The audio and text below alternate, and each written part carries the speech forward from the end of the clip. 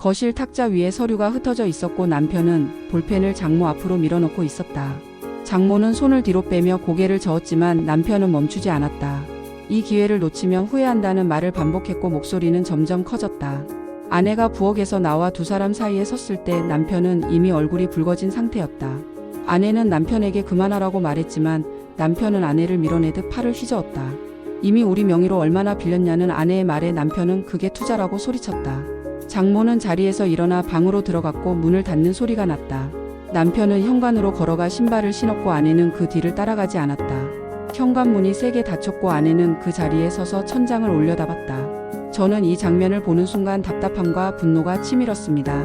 남편은 설득이 아니라 강요를 하고 있었고 장모는 두려움 속에서 거부하고 있었으며 아내는 그 사이에서 무력하게 서 있을 뿐이었습니다. 오늘 이야기를 시작하기 전에 구독과 알림 설정 부탁드립니다. 여러분의 구독 하나가 제가 이야기를 이어갈 수 있는 힘이 됩니다. 아내는 장모의 방문을 두드렸고 들어가도 되냐고 물었다. 장모는 대답 없이 문을 열어줬고 아내는 방 안으로 들어갔다. 장모는 침대 끝에 앉아 손을 떨고 있었고 아내는 그 옆에 조용히 앉았다. 장모는 도장을 찍으라는 말을 들을 때마다 심장이 떨린다고 말했고 아내는 장모의 손을 잡았지만 아무 말도 하지 못했다. 아내는 거실로 나와 가방을 뒤졌고 통장을 꺼냈다.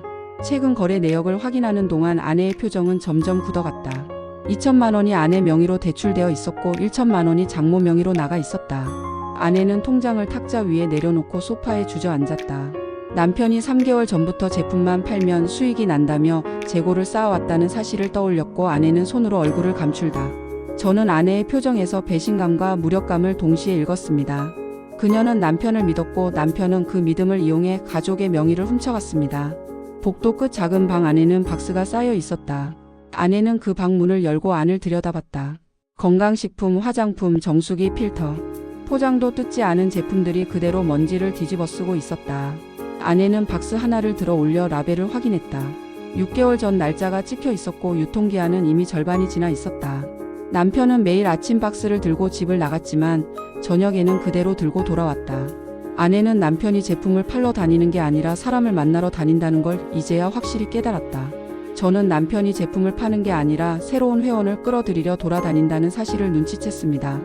아내는 휴대폰을 꺼내 남편에게 전화를 걸었지만 남편은 받지 않았다. 2번, 3번 전화했지만 연결음만 길게 이어졌다. 아내는 문자를 보냈다. 집에 와서 얘기 좀 하자고. 남편은 1시간 뒤에야 답장을 보냈다. 바쁘니까 나중에 얘기하자는 짧은 문장이었다. 저는 남편의 이 태도에서 회피를 보았고 아내를 대화 상대가 아니라 방해물로 여기고 있다는 사실을 확인했습니다. 이 부분은 이미 대화가 아니라 회피로 관계를 이어가고 있었고 저는 그 끝이 멀지 않았다고 느꼈습니다. 남편은 저녁 9시가 넘어서야 집에 돌아왔고 손에는 노트북 가방이 들려 있었다. 아내는 식탁에 앉아 남편을 기다리고 있었지만 남편은 인사 없이 거실 소파로 걸어갔다. 노트북을 펼치고 전원을 켰으며 화면을 응시하기 시작했다. 아내는 저녁을 먹었냐고 물었지만 남편은 고개만 끄덕였을 뿐 시선을 떼지 않았다. 남편은 동영상을 재생했고 스피커에서 경쾌한 음악과 함께 누군가의 목소리가 흘러나왔다. 월 1천만 원을 버는 성공 사례였고 화면에는 고급 승용차와 넓은 거실이 나왔다. 남편은 소리를 키웠고 아내는 소파 반대편에 앉았다. 화면 속 사람은 3년 만에 경제적 자유를 얻었다고 말했고 남편은 그 부분을 되감아 다시 재생했다. 아내는 그 사람들은 일찍 시작했으니까 가능한 거라고 말했지만 남편은 우리도 지금 시작하면 된다고 맞받았다. 남편은 노트북 화면을 장모 방 쪽으로 돌리며 장모를 불렀다. 장모는 나오지 않았고 남편은 다시 한번 큰 소리로 불렀다. 장모가 방문을 열고 나왔을 때 남편은 이미 서류를 테이블 위에 펼쳐놓고 있었다. 남편은 장모에게 한 번만 들어보라고 말했고 장모는 고개를 저으며 손사래를 쳤다. 남편은 장모가 지금 도장만 찍으면 다음 달부터 수익이 나온다고 설명했지만 장모는 듣지 않고 방으로 들어가려 했다. 남편은 장모의 팔을 잡았고 장모는 놀란 표정으로 남편을 쳐다봤다. 아내가 남편의 손을 떼어냈고 남편은 한숨을 내쉬며 소파에 다시 앉았다. 저는 남편의 눈빛에서 확신이 아니라 집착을 보았습니다. 그는 가족을 설득하려는 게 아니라 끌어들이려 하고 있었고 그 과정에서 장모의 의사는 전혀 중요하지 않았습니다. 남편은 아내에게 시선을 돌렸고 파트타임으로 버는 돈이 얼마냐고 물었다. 아내는 150만 원이라고 답했고 남편은 코웃음을 쳤다. 그깟 돈으로 뭘 하겠냐는 말이 나왔고 내가 하는 사업이 성공하면 그 10배는 벌 수 있다는 말이 이어졌다. 아내는 입술을 깨물었지만 대꾸하지 않았다. 저는 이 말을 듣고 경멸을 느꼈어요. 남편은 아내의 노동을 무시하면서 자신의 환상만 키우고 있었고 아내가 매달 집에 가져오는 150만 원이 얼마나 소중한 돈인지 전혀 이해하지 못하고 있었습니다. 아내는 자리에서 일어나 부엌으로 갔고 설거지를 시작했다. 남편은 혼자 거실에 남아 휴대폰을 꺼냈고 누군가에게 전화를 걸었다. 형님이라는 호칭이 들렸고 이번 주에 꼭 만나보자는 말이 이어졌다. 제품 설명만 들어보라는 간청 섞인 목소리였고 상대방이 거절하는 듯한 침묵이 흘렀다. 남편은 전화를 끊고 다시 걸었지만 이번에는 연결되지 않았다. 저는 남편의 목소리에서 간절함보다 강박을 느꼈습니다. 그는 사업이 아니라 집착에 빠져 있었고 주변 사람들을 하나씩 잃어가고 있었습니다. 아내는 설거지를 마치고 방으로 들어갔다. 남편은 그 모습을 보지 않았고 계속 휴대폰 화면을 들여다봤다. 거실에는 남편 혼자 남았고 노트북 화면에서는 여전히 성공사례 영상이 반복 재생되고 있었다. 남편은 영상을 멈추지 않았고 소파에 기대 눈을 감았다. 저는 그가 현실이 아니라 영상 속 환상에 매달리고 있다는 사실을 확신했습니다. 밤 11시가 넘어서도 남편은 거실에 있었고 아내는 방 안에서 불을 끄지 않았다. 두 사람은 같은 집에 있었지만 서로에게 말을 걸지 않았고 저는 이 침묵이 이미 관계의 끝을 예고하고 있다고 느꼈습니다. 우편함에서 편지 몇 통이 꺼내졌고 아내는 그중 하나를 열어봤다. 대출 독촉장이었고 연체 이자가 붙기 시작했다는 내용이 적혀 있었다. 아내는 다른 편지도 열어봤지만 모두 비슷한 내용이었다. 은행 이름만 달랐을 뿐 청구 금액은 계속 늘어나고 있었다. 아내는 편지를 들고 거실로 들어갔고 남편을 불렀다. 남편은 침실에서 나와 아내가 내민 편지를 받아들었다. 남편은 편지를 대충 훑어보고 다음 달이면 해결된다고 말했다.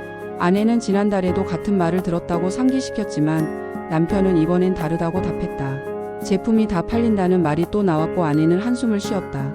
아내는 남편에게 도대체 언제까지 이럴 거냐고 물었다. 남편은 대답 대신 편지를 식탁 위에 내려놓고 다시 방으로 들어갔다. 문이 닫혔고 아내는 그 자리에 서서 편지를 다시 집어들었다. 총 대출 금액을 계산하기 시작했고 숫자는 아내가 예상했던 것보다 컸다. 아내는 남편 명의 통장도 확인해야겠다고 생각했지만 남편은 통장을 보여주지 않았다. 아내는 남편의 서랍을 열어봤고 그 안에서 또 다른 대출 서류를 발견했다. 1,500만 원이 남편 명의로 추가 대출되어 있었고 대출 날짜는 2주 전이었다. 아내는 손에 힘이 빠져 서류를 떨어뜨렸고 바닥에 흩어진 종이들을 바라봤다. 저는 아내가 이 순간 남편에게 완전히 속았다는 사실을 깨달았고 그녀의 표정에서 배신감이 분노로 바뀌는 과정을 목격했습니다. 총 4,500만 원. 이 빚은 이미 두 사람이 감당할 수 있는 수준을 넘어섰습니다. 아내는 남편 방문을 두드렸고 문을 열라고 말했다. 남편은 문을 열지 않았고 아내는 손잡이를 돌렸지만 잠겨 있었다.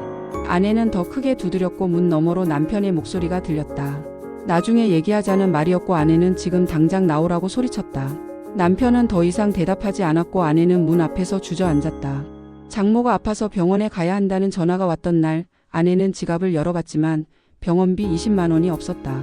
아내는 친정 언니에게 전화를 걸었고 돈을 빌릴 수 있냐고 물었다. 언니는 무슨 일이냐고 물었지만 아내는 급하게 필요하다는 말만 반복했다. 언니는 계좌번호를 물었고 30분 뒤 돈이 입금됐다. 아내는 장모를 모시고 병원에 갔고 진료를 받게 했다. 의사는 혈압이 높다며 약을 처방했고 스트레스를 줄이라고 조언했다. 아내는 고개를 끄덕였지만 장모의 스트레스가 어디서 오는지 너무 잘 알고 있었다. 집에 돌아온 뒤 장모는 방으로 들어갔고 아내는 거실에 남아 창밖을 바라봤다. 남편이 집에 돌아온 시간은 저녁 8시였다. 아내는 남편에게 오늘 엄마 병원에 갔다고 말했지만 남편은 별 반응을 보이지 않았다. 그러다 문득 병원비가 얼마였냐고 물었고 아내는 20만 원이라고 답했다. 남편은 그 돈이면 제품 하나 더 살 수 있었는데 라고 중얼거렸고 아내는 그 말을 듣고 몸이 굳었다.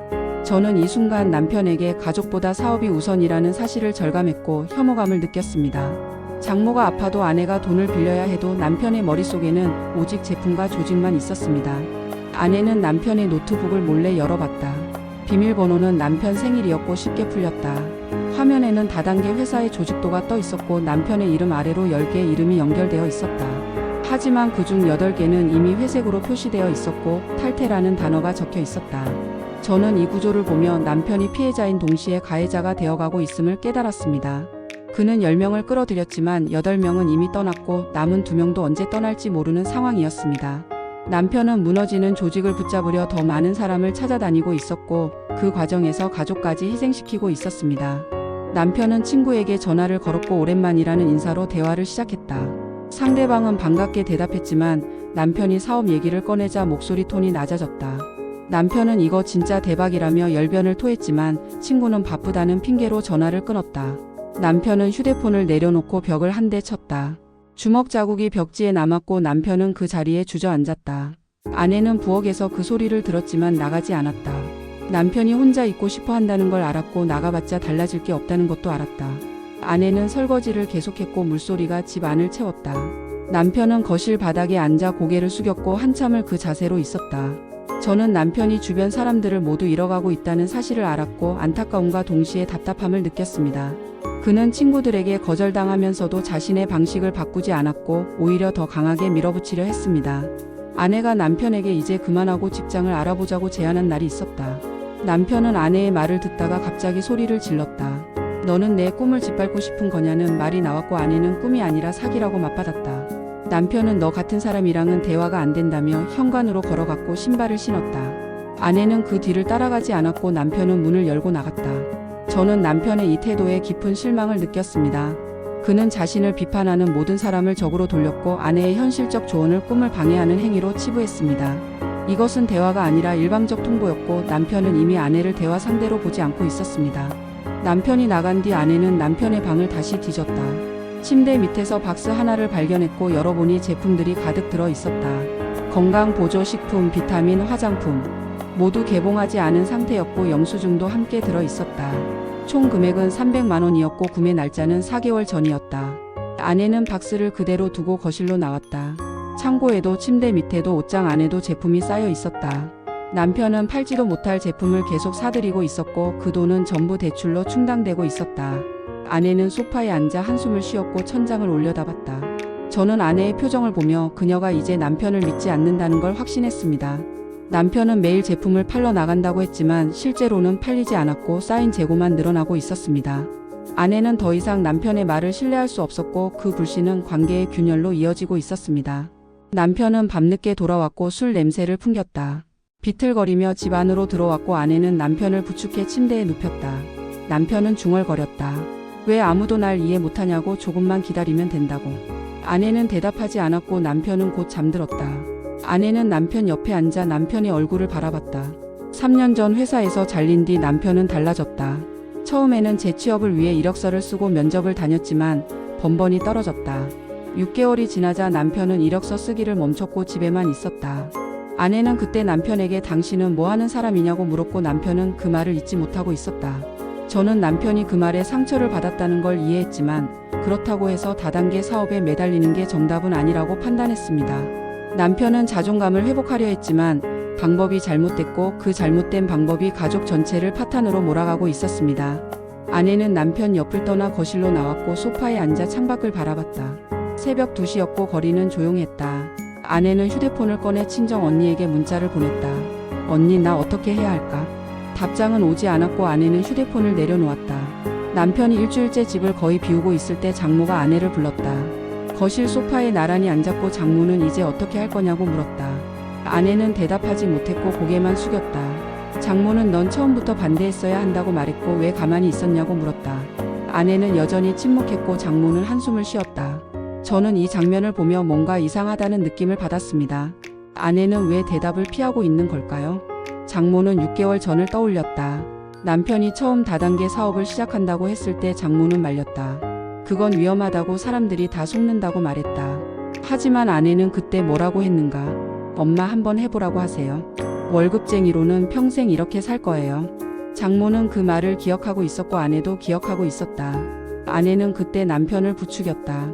남편이 첫 달에 50만 원을 벌어왔을 때 아내는 이거 괜찮은 거 아니냐고 물었고 남편은 고개를 끄덕였다.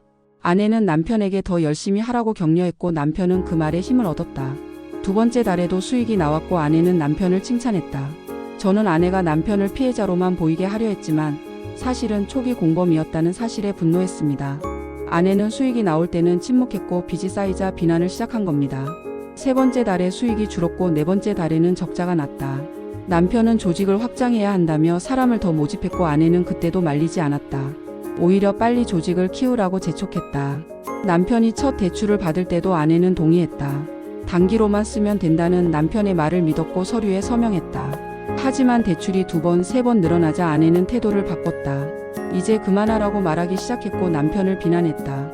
남편은 혼란스러워했다. 처음엔 응원하더니 왜 지금은 반대하냐고 물었고 아내는 상황이 달라졌다고 답했다. 하지만 남편은 아내의 변심을 이해하지 못했고 더 강하게 밀어붙였다. 저는 아내의 이 이중성을 보고 깊은 실망을 느꼈어요. 그녀는 위험을 함께 만들고 책임은 남편에게만 떠넘기려 하고 있었습니다. 물론 남편도 잘못했지만 아내 역시 초기에 제동을 걸지 않았고 오히려 기름을 부었습니다. 장모는 아내를 나무랐다. 내가 먼저 말렸어야 한다고 내가 부추겼으니 지금 이 꼴이 났다고 말했다. 아내는 변명하지 않았고 눈물만 흘렸다. 장모는 더 이상 말하지 않았고 자리에서 일어나 방으로 들어갔다. 문이 닫혔고 아내는 거실에 혼자 남았다.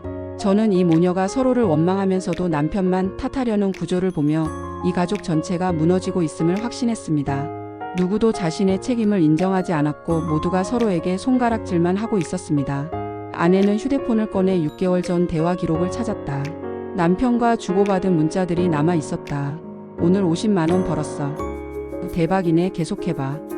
아내는 그 문자들을 읽으며 얼굴을 찡그렸다. 삭제하려다가 멈췄고 화면을 껐다. 남편이 집에 돌아온 시간은 밤 11시였다. 아내는 남편을 거실로 불렀고 마주 앉았다. 남편은 피곤한 표정이었고 아내는 입을 열었다. 우리 처음에 뭐라고 했는지 기억하냐고 물었다. 남편은 고개를 끄덕였지만 아무 말도 하지 않았다. 아내는 나도 잘못했다고 처음에 말렸어야 했다고 인정했다. 하지만 남편은 그 말에 화를 냈다. 지금 와서 그게 무슨 소용이냐고 내가 부추긴 거 아니냐고 소리쳤다. 아내는 그래서 미안하다고 했지만 남편은 미안하다는 말로 해결될 문제가 아니라고 답했다. 두 사람은 서로를 바라보다가 동시에 시선을 돌렸다. 저는 이 부부가 서로의 잘못을 인정하면서도 용서하지 못하고 있다는 걸 보았고 이미 관계 회복이 불가능한 지점에 도달했다고 느꼈습니다. 남편은 혼자 술집에 앉아 있었고 소주잔을 비웠다. 3년 전 회사에서 구조조정 통보를 받았던 날을 떠올렸다. 팀장이 회의실로 불렀고 미안하다는 말과 함께 사직서를 내밀었다. 남편은 항변했지만 소용없었다. 회사 사정상 어쩔 수 없다는 말만 반복됐고 남편은 짐을 싸서 나왔다. 집에 돌아와 아내에게 말했을 때 아내는 놀랐지만 위로는 하지 않았다. 당장 다른 직장 알아보라는 말만 했고 남편은 고개를 끄덕였다. 하지만 40대 재취업은 쉽지 않았다. 이력서를 넣어도 답이 없었고 면접을 봐도 떨어졌다. 1년이 지나자 남편은 이력서 쓰기를 포기했고 집에만 있었다. 아내는 그 기간 동안 남편을 매일 몰아붙였다. 당신은 뭐하는 사람이냐고 하루 종일 집에만 있으면 뭐하냐고 물었다. 남편은 대답하지 못했고 방에 틀어박혔다. 장모도 남편을 곱게 보지 않았다. 딸이 고생한다며 남편을 나무랐고 남편은 그 말을 듣고도 아무 반응을 보이지 못했다. 저는 남편의 얼굴에서 패배감을 읽었습니다. 그는 가족 안에서 자신의 위치를 잃었고 인정받지 못하는 존재가 되어 있었습니다. 다단계 사업 제안을 받은 건 우연이었다. 동네 카페에서 오랜 지인을 만났고 그 지인이 사업 얘기를 꺼냈다. 처음에는 관심이 없었지만 월 수익 이야기를 듣고 마음이 흔들렸다. 성공하면 아내에게 인정받을 수 있다고 장모 앞에서 당당할 수 있다고 생각했다. 남편은 그 자리에서 가입했고 첫 제품을 샀다. 첫 달에 50만 원을 벌었을 때 남편은 아내에게 자랑스럽게 말했다. 아내가 칭찬했고 남편은 그 칭찬에 힘을 얻었다. 이제 나도 뭔가 할 수 있다고 가족을 책임질 수 있다고 느꼈다. 남편은 더 열심히 했고 사람들을 만나러 다녔다. 하지만 두 번째 달부터 수익이 줄기 시작했고 세 번째 달에는 적자가 났다. 상위 조직원은 조직을 확장하라고 말했다. 사람을 더 모집하면 수익이 늘어난다고 설명했고 남편은 그 말을 믿었다. 친구들에게 연락했고 친척들에게도 전화를 걸었다. 하지만 대부분 거절했고 몇 명만 가입했다. 그마저도 얼마 지나지 않아 탈퇴했고 남편은 혼자 남았다. 저는 남편의 이 왜곡된 욕망을 보며 안타까움을 느꼈지만 동시에 그가 현실을 회피하고 있다는 사실에 화가 났습니다. 남편은 가족의 인정을 받고 싶었지만 그 방법이 잘못됐고 오히려 가족을 더 멀어지게 만들었습니다. 남편은 소주를 한 잔 더 따랐고 단숨에 비웠다. 내가 성공하면 다들 내 편이 될 거라고 중얼거렸다. 아내도 장모도 친구들도 모두 나를 인정할 거라고 믿었다. 하지만 현실은 달랐다. 빚은 늘어났고 관계는 무너졌으며 남편은 혼자가 되어가고 있었다. 저는 그가 가족을 설득의 대상이 아니라 증명의 도구로 보고 있다는 사실을 깨달았고 격려를 느꼈습니다. 남편은 가족을 사랑해서가 아니라 자신의 자존감을 회복하기 위해 사업에 매달리고 있었고 그 과정에서 가족의 삶은 고려 대상이 아니었습니다. 남편은 술집을 나와 방거리를 걸었다. 휴대폰이 울렸고 상위 조직원의 이름이 떴다. 전화를 받았고 이번 달 회비를 언제 낼 거냐는 질문이 들렸다. 남편은 다음 주라고 답했지만 목소리에는 확신이 없었다. 상대방은 늦으면 자격이 박탈된다고 경고했고 전화를 끊었다. 남편은 휴대폰을 주머니에 넣고 계속 걸었다. 아내는 남편의 휴대폰을 들고 있었다.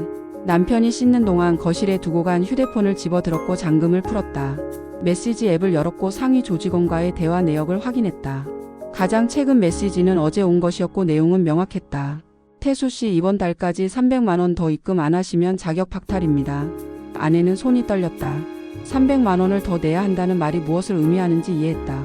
남편은 매달 회비를 내고 있었던 것이다. 아내는 대화 기록을 위로 올려봤다. 지난 3개월간 매달 300만 원씩 입금한 기록이 남아 있었다. 총 900만 원. 아내는 휴대폰을 내려놓고 눈을 감았다. 저는 이 구조를 보며 남편이 피라미드의 아래층에 갇혀 있음을 확신했습니다. 그는 수익을 내는 게 아니라 회비를 내며 조직에 매달려 있었고 그 돈은 전부 빚으로 충당되고 있었습니다. 남편이 화장실에서 나왔고 아내는 휴대폰을 남편에게 내밀었다. 이게 뭐냐고 물었고 남편은 휴대폰을 받아 화면을 확인했다. 남편의 얼굴이 굳었고 아내는 설명하라고 말했다. 남편은 입을 열었지만 말이 나오지 않았다. 아내는 목소리를 높였다. 매달 300만 원씩 내고 있었던 거냐고 그게 뭐냐고 소리쳤다. 남편은 한참을 침묵하다가 입을 열었다. 이걸 내야 조직이 유지된다고 자격을 유지해야 수익이 난다고 말했다. 아내는 그럼 내가 번 돈은 다 어디 갔냐고 물었고 남편은 전부 재투자했다고 답했다. 제품을 더 사야 한다고 조직을 키워야 한다고 설명했지만 아내는 듣지 않았다. 아내는 소파에 주저앉았고 고개를 저었다. 넌 지금 돈을 버는 게 아니라 쓰고 있는 거라고 이게 사업이 아니라 사기라고 말했다. 남편은 아니라고 부인했지만 목소리에는 힘이 없었다. 아내는 남편을 바라봤고 남편은 시선을 피했다. 저는 남편이 이미 회복 불가능한 지점을 넘었다는 걸 깨달았고 절망감을 느꼈습니다. 그는 사업이 아니라 늪에 빠져 있었고 빠져나올 생각조차 하지 못하고 있었습니다. 아내는 장모를 거실로 불렀고 남편의 휴대폰을 보여줬다. 장모는 화면을 보더니 입을 다물지 못했다. 내 명의로 빌린 돈도 저기 들어간 거냐고 물었고 남편은 고개를 끄덕였다. 장모는 비틀거렸고 아내가 부축했다. 장모는 가슴을 움켜쥐었고 숨을 제대로 쉬지 못했다. 아내는 119에 전화를 걸었고 구급차가 왔다. 장모는 들것에 실려 나갔고 아내가 따라갔다. 남편은 현관 앞에 서서 그 모습을 지켜봤지만 따라가지 못했다. 구급차가 떠나고 남편은 혼자 집에 남았다. 거실은 조용했고 남편은 소파에 앉아 머리를 감쌌다. 병원에서 장모는 응급처치를 받았고 상태가 안정됐다. 의사는 극심한 스트레스로 인한 과호흡 증세라고 설명했고 안정이 필요하다고 말했다.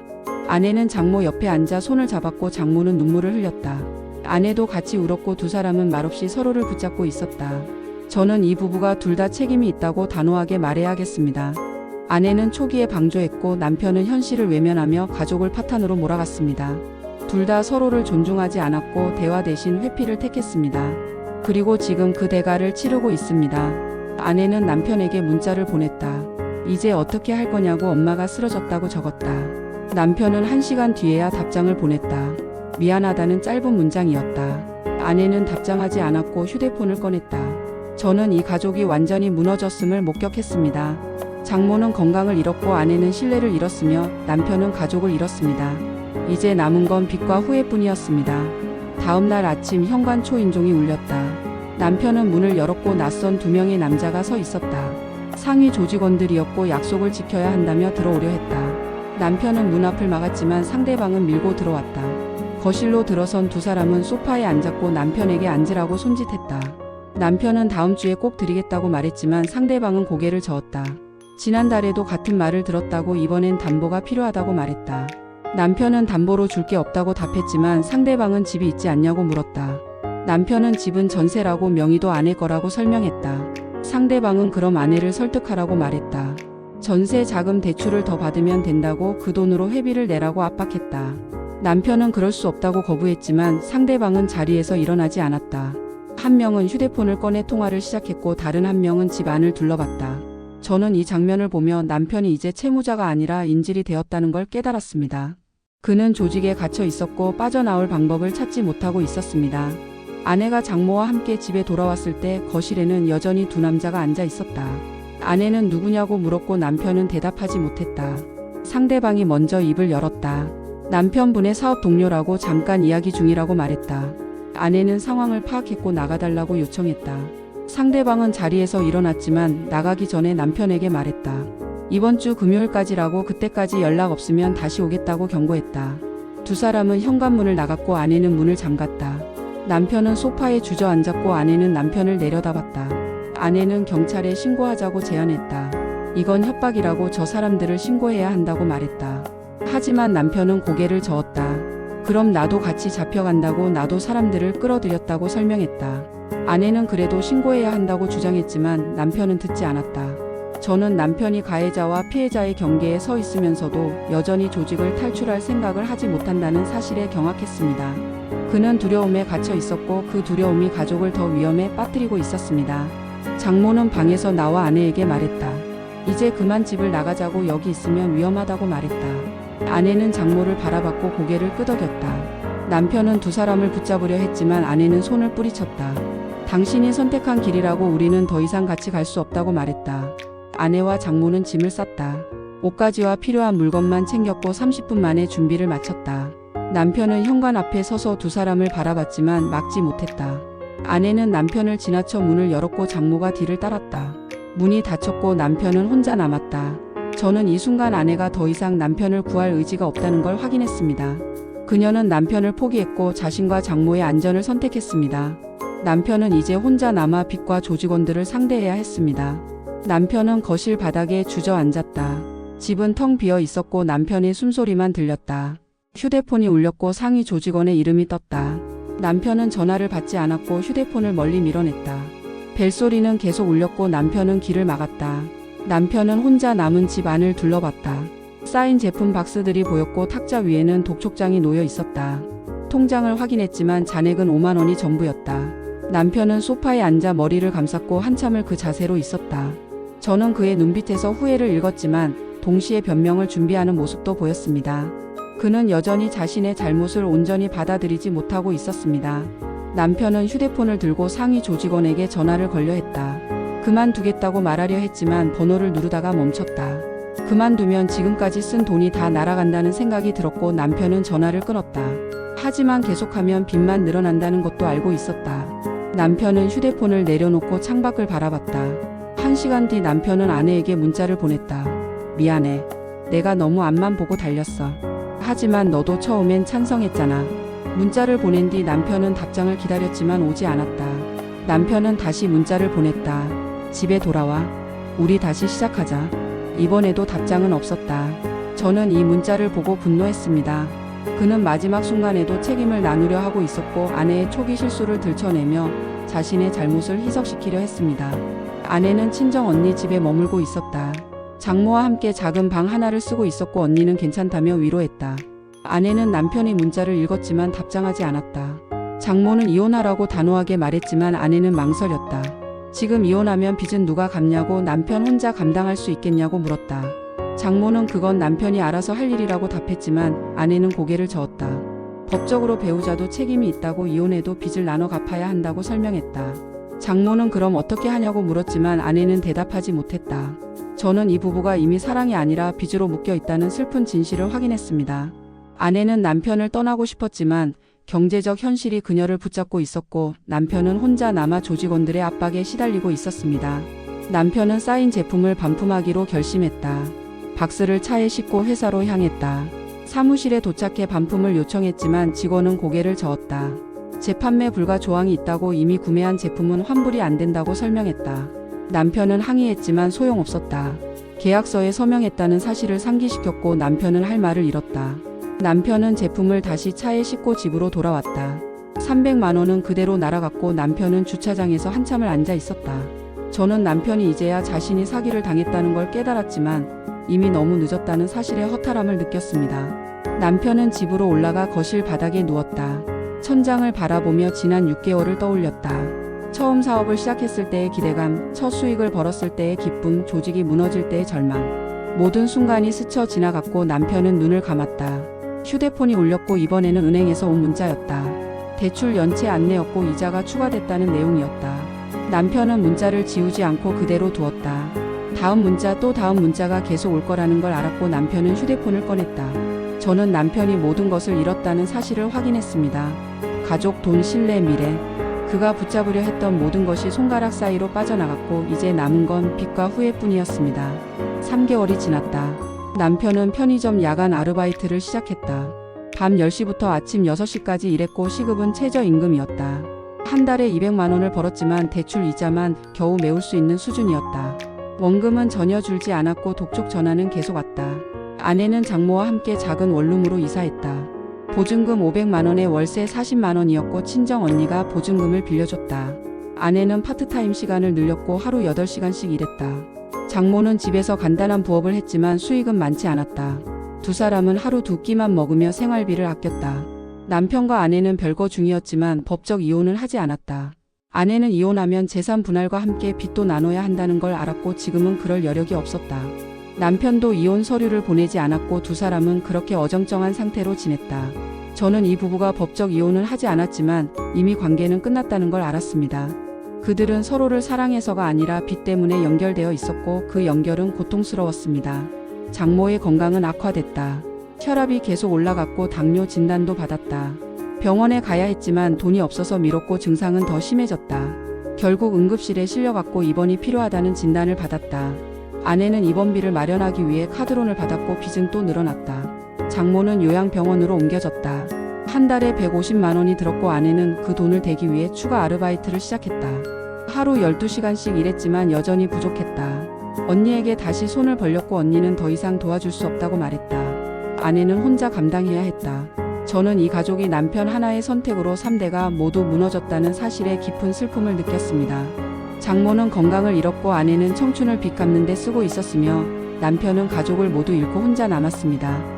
남편은 가끔 아내에게 연락을 시도했다. 전화를 걸었지만 아내는 받지 않았고 문자를 보냈지만 답장은 없었다.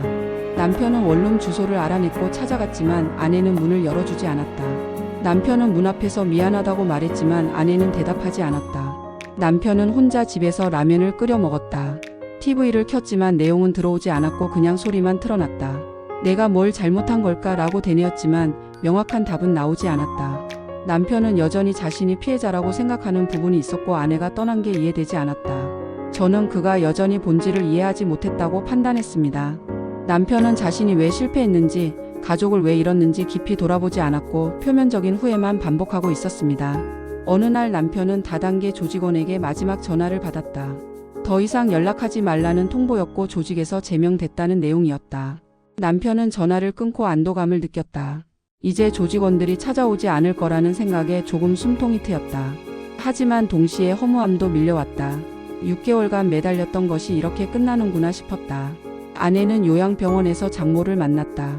장모는 많이 수척해져 있었고 말수도 줄었다. 아내는 장모 손을 잡고 곧 나아질 거라고 위로했지만 장모는 고개를 저었다. 이제 죽고 싶다는 말을 했고 아내는 그런 말 하지 말라고 눈물을 흘렸다. 두 사람은 한참을 말없이 손만 잡고 있었다. 저는 이 부부가 서로를 존중하지 않았고 대화 대신 회피를 택했으며 욕망을 현실보다 앞세웠다는 사실을 다시 한번 확인했습니다. 남편은 인정받고 싶은 욕망에 눈이 멀었고 아내는 경제적 이득에 눈이 멀었다가 책임을 회피했습니다. 둘 다 잘못했고 둘 다 대가를 치르고 있습니다. 이제 아내는 선택 앞에 서 있습니다. 이혼을 해야 할까요? 말아야 할까요? 남편과의 관계를 회복할 수 있을까요? 아니면 영원히 끝낸 채 각자의 길을 가야 할까요? 저는 이 부부의 미래를 알 수 없습니다.